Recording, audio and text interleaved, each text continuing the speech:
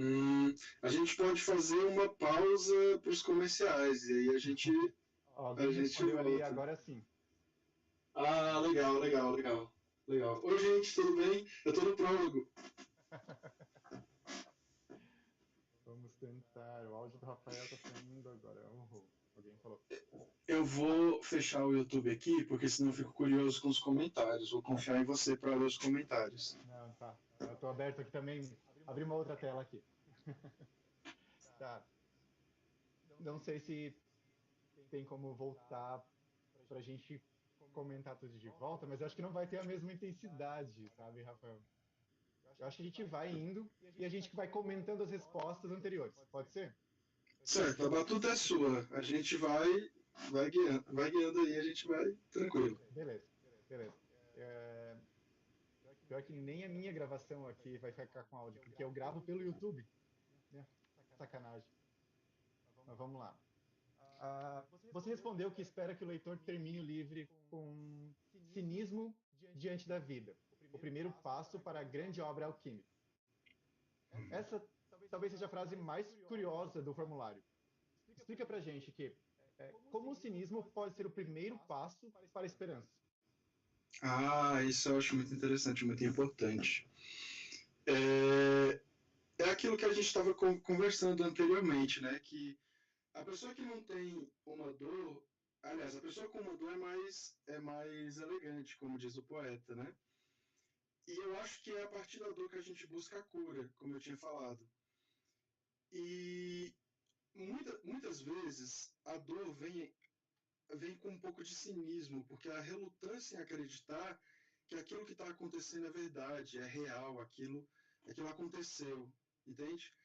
E aí você precisa olhar para a vida e falar, bem, a vida é isso, sabe? Sabe aquele poema da Adélia Prado? Eu vejo pedra e olho. Às vezes Deus me tira a poesia, eu olho pedra e vejo pedra mesmo. Eu acho que é nesse instante que você começa a mudar e a caminhar no sentido de superar, não de superar completamente, mas de rearranjar a realidade a partir das suas condições e condicionamentos. E aí você muda por dentro. E a partir daí você vai encontrando alguma coisa além da pedra. Mas você precisa desse momento de olhar para a pedra, olhar para si e falar: caramba, aquela minha atitude, aquele meu hábito, aquela minha forma de ser não é mais saudável para mim e precisa mudar, porque está me causando dor. Excelente. Bom, deixa eu só botar aqui.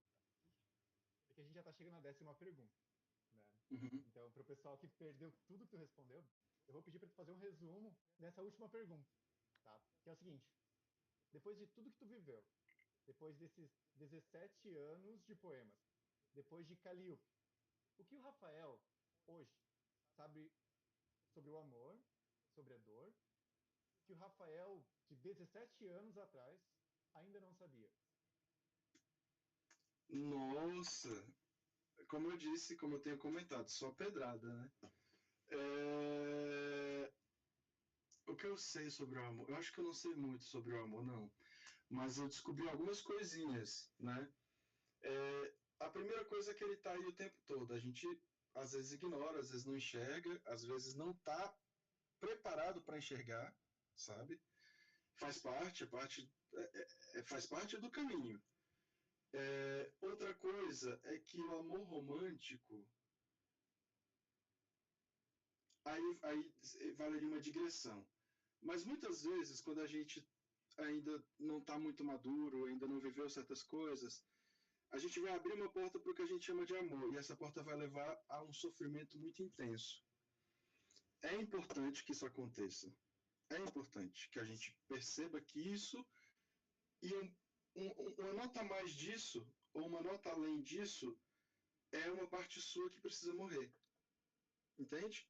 Depois você vai começar a entender amor em outras oitavas, em outras maneiras, de outras formas, em outros lugares. Mas antes, uma parte sua precisa entender que aquela experiência, o mais importante que seja, não necessariamente é a experiência final ou melhor, ou só existe uma experiência, enfim. Acho que talvez seja isso que eu tenho. Eu poderia falar um pouco mais sobre isso, mas seria uma digressão muito grande.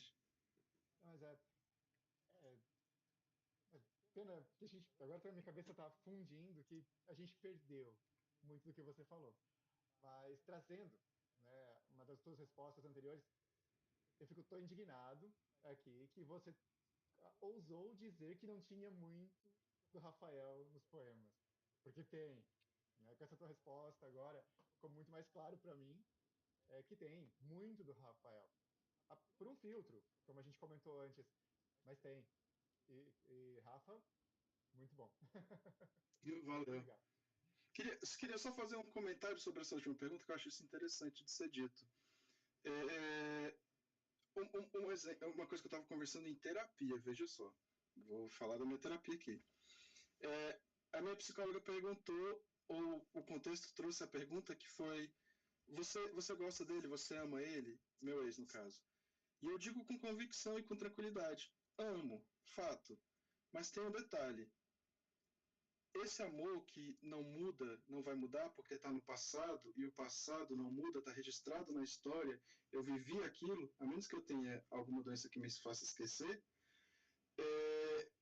foi justamente essa forma de amar, aquela maneira de ser, naquele contexto, naquele tempo, né, que fez com que a coisa acabasse. E não acabasse de uma maneira que seria ideal para aquele contexto. O que eu quero dizer com isso é que amor não se perde. Você vai levando, não amor, ódio, os sentimentos não se perdem, eles vão crescendo junto com você, sabe? Eles vão mudando, eles vão evoluindo. Acho que isso é uma outra coisa que eu aprendi sobre o amor. E não necessariamente ele vira ódio, não necessariamente ele vira qualquer outra coisa, sabe? Fiz questão de trazer novamente aqui a capa do livro, né, para trazer para quem está ouvindo o que o Rafael falou agora, que tem muito a se descobrir dentro de Calliope, porque é extremamente profundo e o Rafael traz justamente isso que ele acabou de falar, a evolução da dor, do amor e como a gente vai encarando isso com diversas armaduras e ao mesmo tempo essa busca do cinismo que ele trouxe como cinismo, né? Mas eu vejo como amadurecimento e encarar, opa, tem que dar o próximo passo, tá? Gente, quem tiver oportunidade, busquem conhecer essa obra, vale a pena. Vamos lá. Deixa eu tirar a capa, tirar o livro. Rafael, a gente chegou num quadro que eu quero desenvolver isso de uma forma mais interessante, porque no mundo literário agora, todo mundo fala resenha literária, mas eu vejo muito de copia e cola de um para o outro e não traz o que eu acho importante dentro de uma obra literária, né? Poema ou não, enfim, eu acho que tem que trazer mais, que é a ideia desse programa. O quadro é Resenha é para os fracos. Eu vou rodar uma vinheta e a gente vai começar o quadro.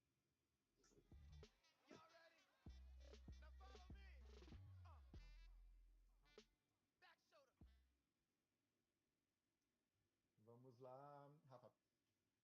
Primeira questão. Se eu queimasse todas as páginas de Calliope e pudesse salvar apenas um único poema, qual sobreviveria? E explique por quê. Primeiro estatuto, tranquilamente. Imagina. Porque eu acho que é um dos poemas mais bonitos que eu já escrevi. E ele tem uma contenção. É aquilo que eu tinha comentado. Às vezes, uma vida cabe num grão de areia e ao mesmo tempo cabe num oceano. Às vezes, um haiku tem tudo que você viveu. E às vezes você faz uma enciclopédia e faltam palavras. O primeiro estatuto, eu acho que ele condensa o Calliope muito bem. Que é tipo assim, cara, justiça é uma coisa séria, você precisa acreditar. Porque o Temis, as pessoas precisam entender o contexto do poema, né? O poema se refere a Temis, né? A buscar a justiça. Só que a justiça, ela crua, ela é esse mundo da Adélia Prado sem Deus, né? Que é pedra, pedra mesmo, não tem poema, só tem pedra, né? Por outro lado, acho que o Platão ou o Platão vai afirmar que o justo é o belo, né? Isso ainda não é suficiente, porque beleza por ela mesma é estéril, né? E aí eu reafirmo no poema, mas o belo é também o amor. Ou seja, você precisa fazer todo esse caminho de olhar para o mundo de uma maneira estéril, né? Para entender que você precisa muito do que está além do estéril. Porque só você olhar para o mundo e falar, nossa, isso aqui, cara, é terrível. Isso aqui não presta. A gente precisa colocar tudo do jeito certo, da maneira certa, né? E não ter um pouquinho, um cadinho, um dedinho de sensibilidade, de misericórdia, de falar, nossa, eu também erro, eu também mereço cuidado, eu também mereço cuidar, eu também mereço, as pessoas também merecem errar. Esse tipo de coisa, guardando as devidas proporções, o equilíbrio entre justiça e amor, né? Eu acho que é sobre isso que Calliope fala. Ótimo. Acho que foi bem respondido. E o poema realmente vale a pena umas 3 ou 4 leituras. Foi muito bom. Vamos lá. Qual poema você teve medo de publicar? Não porque estivesse mal escrito, mas porque revela demais. Acho que muitos estão mal escritos, né? Agora, medo de, agora, medo de publicar. Acho que nenhum. Eu não acho que eles. Como a gente conversou nas outras perguntas, eu não acho que eles revelam a completude do meu ser. Eu acho que eles revelam muita coisa. Mas você também é autor. Muita coisa que eu escrevo veio de lugares diferentes, de coisas diferentes, e você vai viver o poema na sua mente. Você pode pensar, caramba, o Rafael viveu isso, cara, e eu não vivi, entende? Ou às vezes passar batido por uma coisa que eu vivi e tá lá, entende? Então, esse medo eu acho que eu não tenho. Eu tenho mais medo de publicar coisas que soem ofensivas, especialmente a uma religião, a uma crença. Isso me dá mais medo. Bem colocado. Acho que hoje esse medo é real. Quando a gente publica qualquer coisa ou faz qualquer coisa que pode ofender alguém ou algo, a gente se ofende também, porque né, vem contra, né? Se Calliope pudesse responder o Rafael, que começou esse livro, o que ela diria? O Rafael que começou esse livro. Nossa, cara, eu pediria, eu ainda vou te atentar muito. Tu não vai ter paz. Vai ter madrugada acordado escrevendo. Acho que é isso que ela diria. Bom, essas foram as perguntas do quadro Resenha para os Fracos. Com certeza, tudo que o Rafael disse aqui não estaria numa resenha sobre o livro dele, porque é dele. Tá? Agora, um outro quadro que eu quero trazer aqui, que é um quadro de respostas rápidas, que é um bate e volta. Faço uma pergunta para ti, tu responde de forma breve. Claro, se você acha que a pergunta seja interessante aprofundar, fica à vontade, tá bom?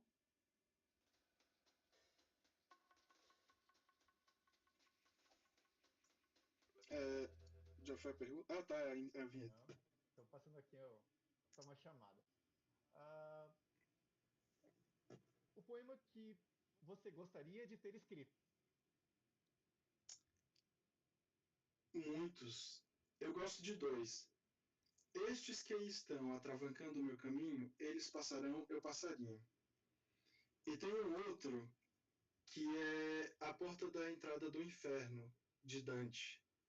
É, agora é para lembrar a citação, mas assim, por mim se vai a perdida gente, por mim se vai, aí eu não lembro, ao eterno sofrer. Quem me criou cumpriu meus poderes divinais. É, e, enfim, antes de mim não se criou jamais o que não fosse eterno, e eterno é o duro. É um poema que eu gosto muito, muito, muito, muito. Legal. Um autor que merece mais leitores? Um autor que merece mais leitores. Jung, eu diria. É, eu acho que sim. Acho que seria muito interessante. Ele já é bem famoso, mas eu acho que muitas pessoas que o citam não o leram. Vamos lá. Um livro que mudou sua vida. Um livro que mudou minha vida. Caramba, foram tantos. Eu acho que eu tive tantas vidas numa só. Eu penso em Verdade Tropical, do Caetano Veloso. Penso no Homem e seus Símbolos, do Jung. Penso no livro de Jó, como eu mencionei no questionário. Acho que esses, senão, mas esses foram muito importantes para mim. Perfeito. Um verso que ainda conversa com você hoje. Que ainda conversa comigo hoje.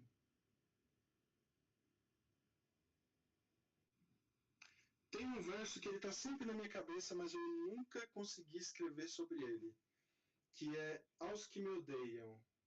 Eu não sei o que escrever. Eu não sei. Mas sempre vem. Às vezes a primeira linha é Aos que me odeiam. E eu penso, tá, o que eu vou dizer para essa gente? Eu prefiro silêncio. Acho que o silêncio já diz muito. E complete a frase. Escrever é.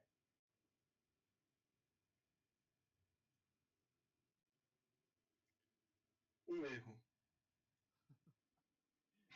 Me pegou de surpresa aqui. Vamos lá. Então, essas seriam as perguntas do Gaveta do Autor, que é a ideia de abrir a gaveta, viu o que está dentro, fecha a gaveta e ele continua lá. Tá? Exclusivamente para nossa conversa, não vai ser um quadro que eu vou implementar, eu trouxe não é quadro, mas é uma ideia, né, de uma pergunta, seria o poema que nunca expliquei. Tá? Na leitura que eu fiz, eu escolhi 3 poemas. Eu vou dizer o título, e eu queria que tu tivesse em 2 minutos, no máximo. Você conta a história que não foi escrita naquele poema. Ou seja, o que está por trás do poema. Ou até aquilo que você não disse no poema, mas de forma subjetiva está ali. Obviamente, o primeiro é o primeiro estatuto. Que eu não disse sobre o primeiro estatuto. Eu acho que ele dialoga muito com o poema que eu me refiro sobre Pasífae, que o rei de Creta, eu esqueci o nome dele agora, é a voz dele falando, né? E tem um momento que ele fala, você me deixou somente a minha lei, e a minha lei é eterna.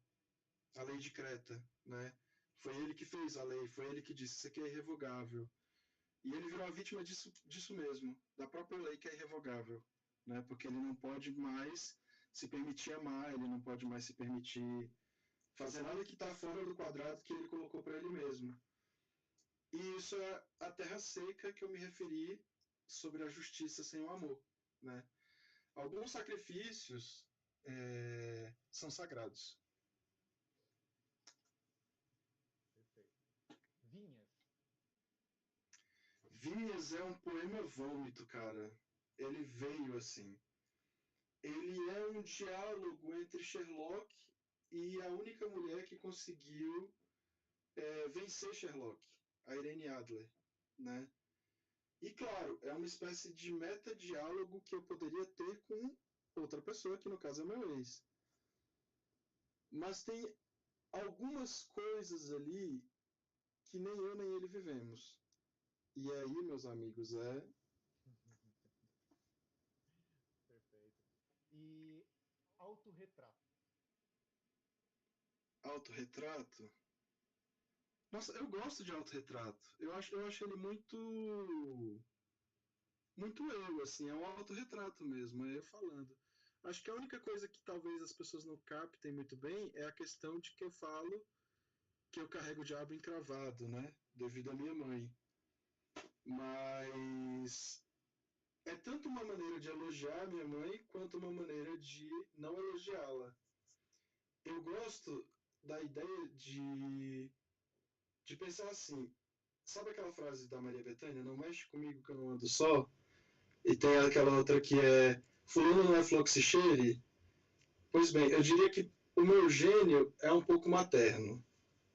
E eu tenho um pouco de orgulho dessa frase no poema.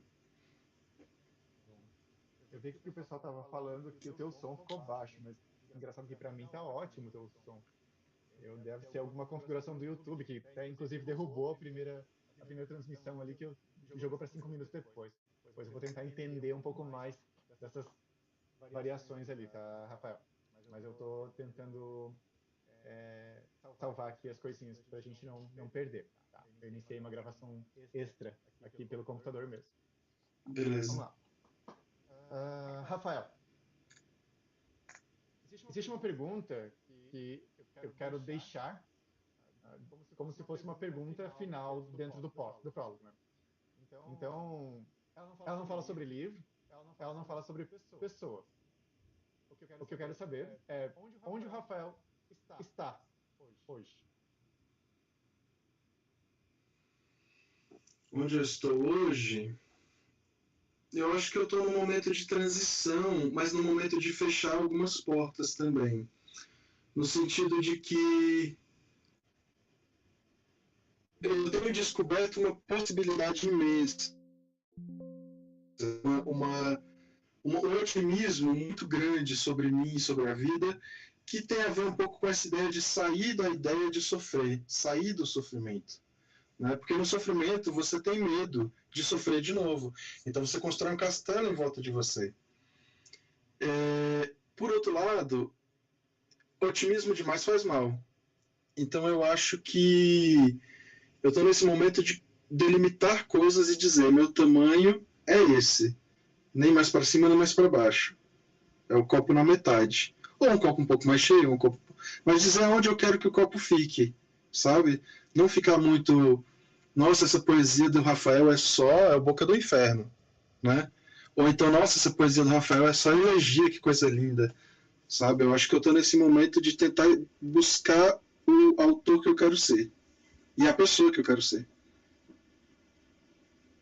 Acho que trouxe bem o contexto de tudo que a gente conversou até aqui.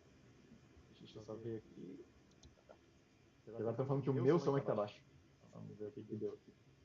Mas será que o pessoal tá ouvindo? Porque qualquer coisa, gente, só dá uma aumentadinha no volume rapidinho aí, sabe? Tipo... Não, o que pode estar acontecendo também. Estou acompanhando. Mas vamos lá. Rafael, primeiro, obrigado por dividir toda essa história com a gente. Tá? Por fim, no fim das contas, né, os livros não nascem apenas da imaginação. Eles nascem de vidas que tiveram coragem de continuar. É exatamente por isso que existe o prólogo. Na minha visão, toda grande história começa muito antes da primeira página. E é isso que a gente quer transmitir aqui. Então, novamente, obrigado por ter aceitado o convite. A conversa foi extremamente enriquecedora. Eu estou aqui pensando em, num futuro não muito distante, fazer uma nova conversa com você, para a gente talvez até falar das mesmas perguntas, mas para que o nosso público aí que perdeu esse começo possa refletir nesse tempo, tá? Sobre isso que a gente conversou e aqui no final, e depois a gente volta mais amadurecido sobre esse papo, porque, sinceramente, eu achei muito enriquecedor do que você trouxe falando da obra e do Rafael. Eu acho que um completa o outro, um não poderia existir sem o outro. Né? Como você falou, não vai se recuperar da ferida se separar a obra do autor.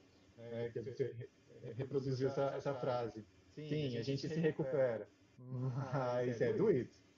Sim, sim. Eu queria agradecer também, reafirmar o meu voto de vida longa e próspera para o prólogo. É a primeira vez que eu estou sendo entrevistado, então, assim, uma grande oportunidade, uma grande honra, né? E queria só dizer uma coisa importante para as pessoas. A gente falou um pouco de sofrimento, de luto e coisas assim. Gente, se você estiver sofrendo, pedir ajuda é legal. Faça isso, tá? Mas faz parte do caminho também. Não faz muito drama, porque você vai superar. Gente, obrigado para quem conseguiu ficar até aqui e acompanhar. Peço desculpas aí porque é um começo, então é um projeto independente, assim como o livro do Rafael. Esse projeto também é um projeto independente. Estou aprendendo a lidar com a tecnologia e ela aprendendo a lidar com o YouTube. Então, muito obrigado pela paciência, por todas as pessoas que comentaram ali. E até a próxima. Vou ler os comentários agora.